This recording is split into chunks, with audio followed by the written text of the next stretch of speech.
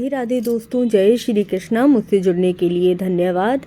अमावस्या तिथि वैसे तो पितरों को समर्पित होती है, लेकिन जब यह सोमवार के दिन पड़ जाती है तो इसे सोमवती अमावस्या कहा जाता है, जिससे कि भोलेनाथ की कृपा सुहागन स्त्रियों पर भी होती है। जो इस दिन सुहागन स्त्रियां पीपल वृक्ष पर पूजा करती हैं, और इसके साथ ही यदि आप छोटे से प्रयोग और कार्य करते हैं तो आप पर भी भोलेनाथ की कृपा हो जाती है। सुहागन स्त्रियों को कौन कौन सी बातों का ध्यान रखना चाहिए जब वह पूजा अर्चना करेंगी, कौन सी कार्य हैं जो उन्हें भूल कर भी नहीं करने चाहिए, और किस प्रकार से पूजा और परिक्रमा करनी चाहिए।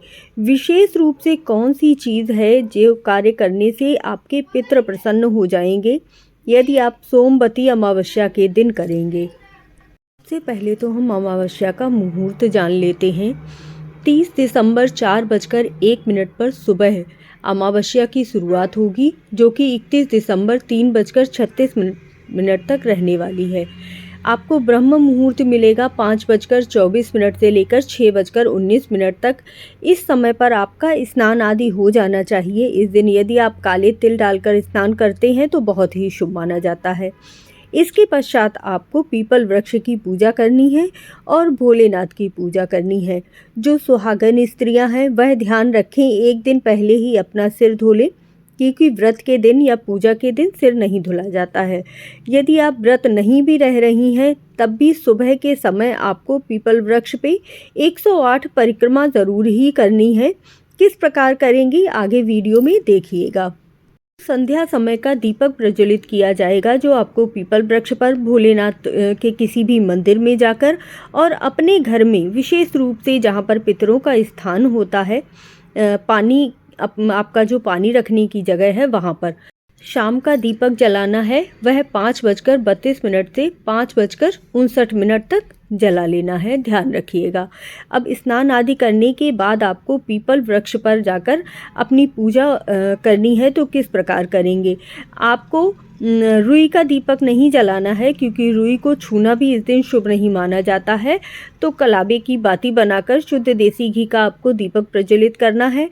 इसके पश्चात आप जिस चीज़ से भी फेरी लेना चाहें, जैसे बादाम से, काजू से, ड्राई फ्रूट्स ले जा सकती हैं, मूंगफली, चूड़ियाँ, सिंदूर, सुहाग की चीज़ें, कोई भी चीज़ आपको 108 लेनी होती है और इसी से आपको परिक्रमा लगानी होती है। पूजा सामग्री जो भोले बाबा को चढ़ाई जाती है वही सारी पूजा सामग्री आपको लेनी है। चंदन ले लीजिएगा, काले तिल ले लीजिएगा, चढ़ाना शुभ माना जाता है। और जितनी भी सुहाग की सामग्री है वह गौरा माता को चढ़ाने के लिए जैसा भी आप ले सकें आप ले सकते हैं। 1.25 मीटर पीला कपड़ा और 1.25 मीटर गुलाबी कपड़ा भी लेना बहुत शुभ माना जाता है। इसके साथ ही कुछ दक्षिणा भी अवश्य लीजिएगा। इस दिन आटे का विशेष रूप से ऐपन तैयार किया जाता है हल्दी डालकर, जिसे विष्णु भगवान को समर्पित किया जाता है, तो वह भी ज़रूर तैयार कर लीजिएगा। इसके बाद आपको पीपल वृक्ष की 108 परिक्रमा लगाते हुए ओम नमो भगवते वासुदेवाय नमः मंत्र का जाप बोलते हुए परिक्रमा लगानी है। यदि आप को पीपल वृक्ष कहीं पास में नहीं मिल रहा है तो आप घर में तुलसी माता की भी 108 परिक्रमा लगा सकते हैं। जो भी स्त्रियां इस दिन पूरा दिन व्रत रहती हैं वह मीठा खाकर फलाहार कर कर व्रत रह सकती हैं। इसके साथ ही एक कार्य अवश्य कीजिएगा, सूखा आटा यानी कि चीनी मिलाकर थोड़ा सा आटा ज़रूर लेकर जाइएगा और वह आपको पीपल वृक्ष के नीचे ज़रूर डालकर आना है। इससे आपके पितृ भी प्रसन्न होंगे और आप पर कृपा होगी। भोलेनाथ पर भी आप शिवलिंग भगवान पर जाकर कच्चा दूध ज़रूर अर्पित कीजिएगा। बेलपत्र, चंदन, काले तिल आदि अर्पित करके उनकी पूजा अर्चना करनी है और फिर पूरा दिन व्रत रहना है। सुहागन स्त्रियां इन नियमों का विशेष रूप से ध्यान रखें।